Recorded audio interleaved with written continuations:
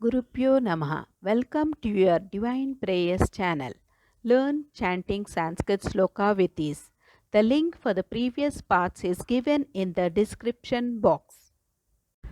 Today we will chant Sriman Narayaniyam, composed by Melpattur Narayana Bhattadri, who was a great devotee and scholar from Guruvayur, Kerala. Chanting Narayaniyam is believed to provide benefits like deepened spiritual connection with Lord Vishnu, reduced stress, improved mental well-being, a sense of peace and contentment, potential healing from physical ailments, and overall spiritual growth due to the devotional nature of the text, which narrates stories and praises of Lord Vishnu. Atha Saptamam Dasakam, that is, birth of Hiranyagarbha. Nana Divya Vadujanaihi Abhibrutaha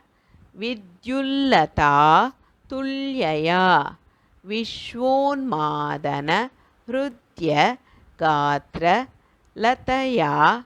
Vidyoti Tashantara Tvatpadambuja Saurabaika Kutukat Lakshmihi Swayam Lakshyate Yasmin Vismayaniya Divya Vibhava Tatte Padam Dehi Me. Nana Divya Vadujanaihi Abhibrutaha Vidyullata Tulyaya Vishwonmadana Hrudya Gatra Lataya Vidyoti Tashantara Tvatpadambuja Saurabaika Kutukat Lakshmihi Swayam Lakshyate Yasmin Vismayaniya Divya Vibhava Tatte Padam Dehi Me. Nana Divya Vadujanaihi Abhivrutaha Vidyullata Tulyaya Vishwonmadana Hrudya Gatra Lataya Vidyoti Tashantara Tvatpadambuja Saurabaika Kutukat Lakshmihi Swayam Lakshyate Yasmin Vismayaniya Divya Vibhava Tatte Padam Dehi Me. Tatraivam Prati Darshite Nijapate Ratna Sana Dhyasitam Bhasvat Koti Lasat Kirita Kataka Dhyakalpa Deeprakruti Srivat Sankitam Artha Kaustubha Manichayarunam Karanam Vishvesham Tava Rupam Aikshata Vidihi Tatte Vibho Bhatu Me. Tatraivam Prati Darshite Nijapate Ratna Sana Dhyasitam Bhasvat Koti Lasat Kirita Kataka Dhyakalpa Deeprakruti Srivat Sankitam Artha Kaustubha Manichayarunam Karanam Vishvesham Tava Rupam Aikshata Vidihi Tatte Vibho Bhatu Me. Tatraivam Pratidarshite Nijapate Ratnasanadhyasitam Bhasvat Koti Lasat Kirita Kataka Dhyakalpadi Prakruti सीवत्साङ्कितमातकौस्तुभमनिच्छायारुणं कारणं विश्वेशां तव रूपम् ऐक्षतविधिः तत्ते विभो भातु मे कालां बोध कलाय कोमल रुचि चक्रेण चक्रं दिशाम् आवृण्वानम् उदार मन्द हसित स्यन्द प्रसन्नाननं राजत्कम्बु गदारि पङ्कजधर श्रीमद्भुजा मण्डलं षष्ठुः तुष्टिकरं वपुस्तव विभो मद्रोगमुद्वासयेत् कालां बोध कलाय कोमल रुचि चक्रेण चक्रं दिशाम् आवृण्वानम् उदार मन्द हसित स्यन्द प्रसन्नाननं राजत्कम्बु गदारि पङ्कजधर श्रीमद्भुजा मण्डलं षष्ठुः तुष्टिकरं वपुस्तव विभो मद्रोगमुद्वासयेत् कालाम्बोधकलाय कोमलरुचि चक्रेण चक्रं दिशाम् आवृण्वानम् उदारमन्दहसित स्यन्दप्रसन्नाननं राजत्कम्बुगदारि पङ्कजधर श्रीमद्भुजामण्डलं षष्ठुः तुष्टिकरं वपुस्तव विभो मद्रोगमुद्वासयेत् दृष्ट्वा संभृत सम्भ्रमः कमलभूः त्वत्पाद पादोरुहे हर्षावेश वसंवदो निपतितः प्रीत्या कृतार्थी भवन् जानास्येव मनीषितं मम विभो ज्ञानं तत् आपादय द्वैताद्वैत भवत्स्वरूप परमिति आचष्ट तं त्वां भजे दृष्ट्वा संभृत सम्भ्रमः कमलभूः त्वत्पाद पादोरुहे हर्षावेश वसंवदो निपतितः प्रीत्या कृतार्थी भवन् जानास्येव मनीषितं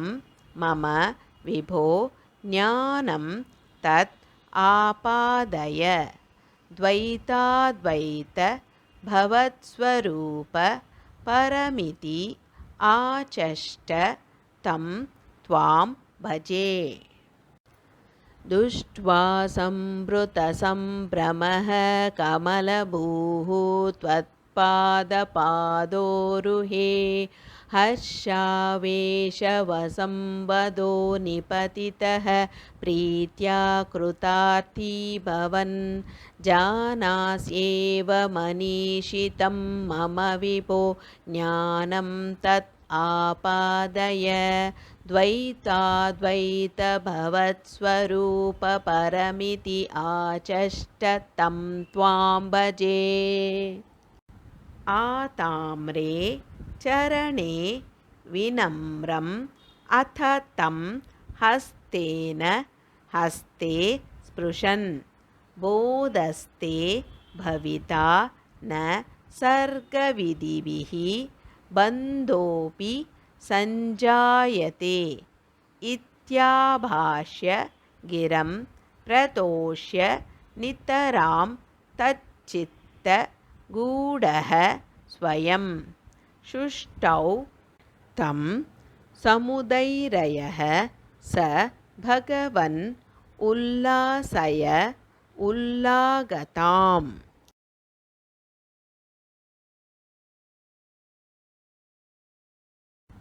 आताम्रे चरणे विनम्रम् अथ तं हस्तेन हस्ते स्पृशन् बोधस्ते भविता न सर्गविधिभिः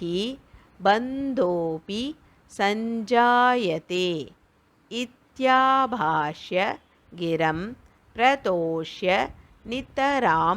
तच्चित्तगूढः स्वयं शुष्टौ तं समुदैरयः स भगवन् उल्लासय उल्लागताम्